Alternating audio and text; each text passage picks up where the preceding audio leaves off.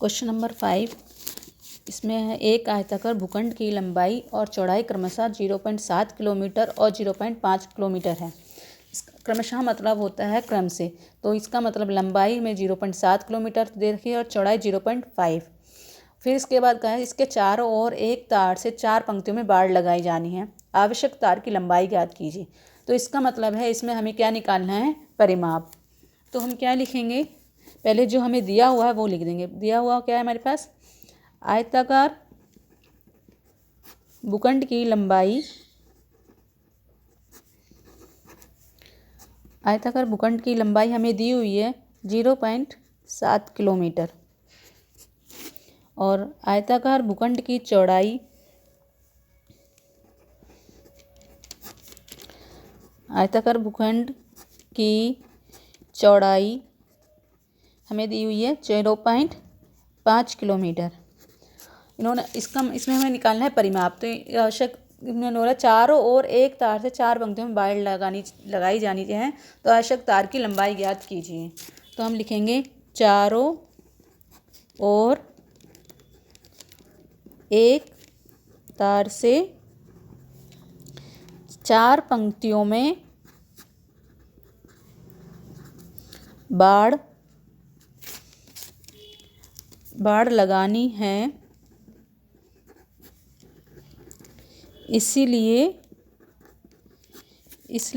आवश्यक तार की लंबाई क्या हो जाएगी, इसलिए आवश्यक तार की लंबाई बराबर आयताकार का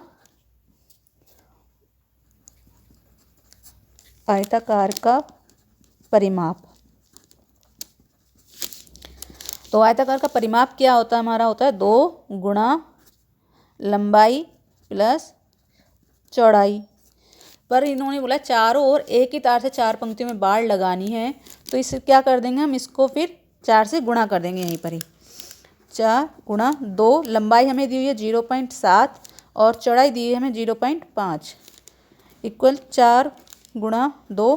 पहले ब्रैकेट सॉल्व करेंगे तो 0.7 को 0.5 से प्लस कर देंगे तो क्या आ जाएगा हमारा 1.2 आ जाएगा। तो अब 4 गुणा 2 को इससे गुणा करेंगे तो क्या आ जाएगा हमारा 2 दूनी 4, 2 एकम 2, एक के बाद पॉइंट है तो लगा देंगे, एक का पॉइंट लग जाएगा। तो हमारा आ जाएगा 2.4 किलोमीटर। अब 4 को 2.4 से गुणा कर देंगे तो क्या आ जाएगा, 4 चौक 16 का 6 ऐसे लगी 1, 4 दूनी 8 और 1 9, हमारा आ जाएगा 9.6 किलोमीटर। इसका मतलब क्या हुआ कि हमें कितने लंबे तार की ज़रूरत है, हमें 9.6 किलोमीटर तार की आवश्यकता होगी। इसीलिए अतः 9.6 किलोमीटर लंबे तार की आवश्यकता होगी। अब करते हैं next question number 6। Question number 6 हमें दिया हुआ है कि निम्न आकृतियों में परिमाप ज्ञात कीजिए। तो पहला क्वेश्चन दिया है हमें एक त्रिभुज जिसकी भुजाएं 3 सेंटीमीटर, 4 सेंटीमीटर तथा 5 सेंटीमीटर है। त्रिभुज की कितनी भुजाएं होती है, 3। तो इसमें क्या है, परिमाप में क्या होता है, हमें जितनी भुजाएं होती है सबका हमें टोटल करना होता है। तो फर्स्ट क्वेश्चन का हमारा क्वेश्चन क्या आंसर क्या हो जाएगा, त्रिभुज का परिमाप का फॉर्मूला क्या हो जाएगा, फिर सभी भुजाओं का योग, सभी भुजाओं का योग। तो फर्स्ट क्वेश्चन में हमें क्या दिया है, पहली भुजा दिया है 3 centimetre plus 4 centimetre plus 5 centimetre. इनको सबको प्लस कर देंगे, क्या आ जाएगा, 4 और 3 7 और 5 12 सेंटीमीटर। सेकेंड क्वेश्चन दिया है इसका बी क्वेश्चन बोला है इन्होंने, एक समबाहु त्रिभुज जिसकी भुजा की लंबाई 9 सेंटीमीटर है। समबाहु त्रिभुज कैसा होता है, समबाहु त्रिभुज में उसकी तीनों भुजाएं उसकी समान होती है। तो इसका फॉर्मूला क्या बन जाएगा, समबाहु त्रिभुज के परिमाप का फॉर्मूला क्या बन जाएगा,